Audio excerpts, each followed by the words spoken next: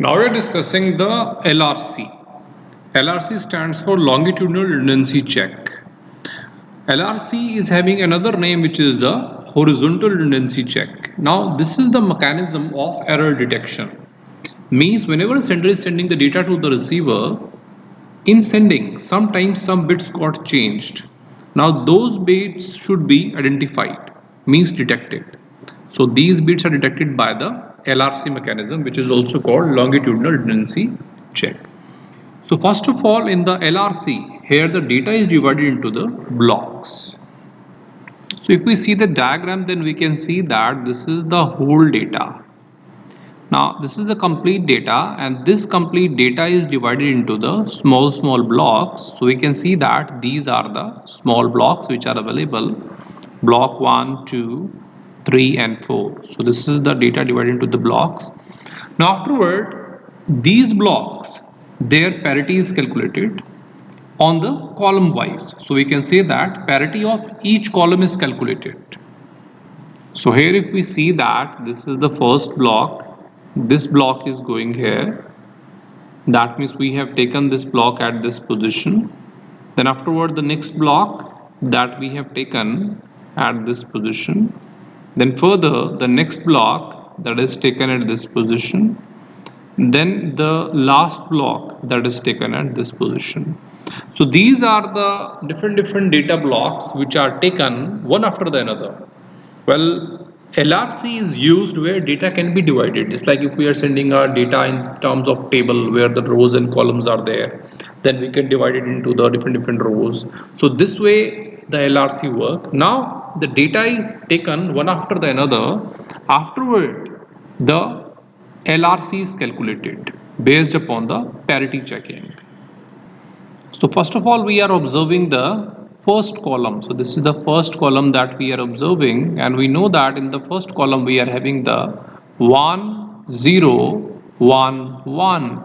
So here the 3 times 1s are present, and if we are going with the even parity, then obviously one more 1 will be added here. Then we are going towards the next column. So this one is the next column. In the next column we are having how many ones are there. So this is 0, 0, 1, 1. So two ones are there. Already this is 2. So it will become now 0 because already the even parity is satisfied. Now going to the next column. Here also we are checking that here 3 ones are present, 1, 2 and 3.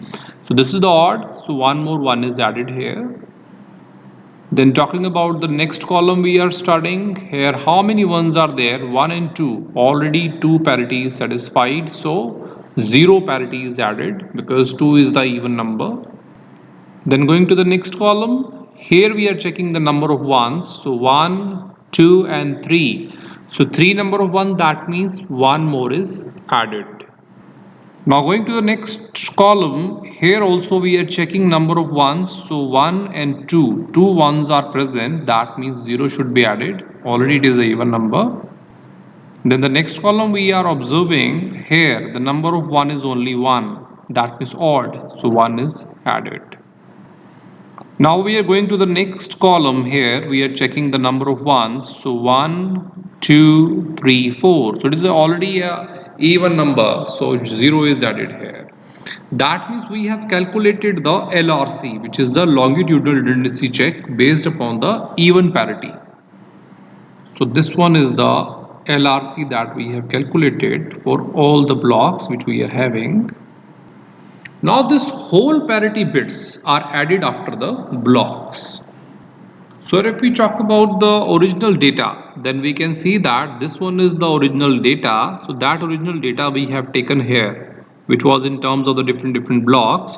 So that is the block 1, then block 2, block 3 and block 4. So this one is the original data, and after that data we are going to add the parity. So this complete parity which we have calculated, now we are going to add it here. So this one is the parity bits which are added afterward with the whole data. So this is how the LRC is going to work. With the help of LRC, we are going to divide the data into the different blocks. Now on these blocks, we are going to check out the parity column wise. Then the LRC is going to generate the parity bits. Now this parity bits is going to add after the whole data. So here we are having data plus LRC. So the first part is the data, and then afterward we have calculated the LRC. So this whole together we are going to send to the receiver. And again receiver is going to check with the help of this data in LRC. If it is going to match the data, it will accept it, otherwise it will discard it. So this is how the LRC work for the error detection.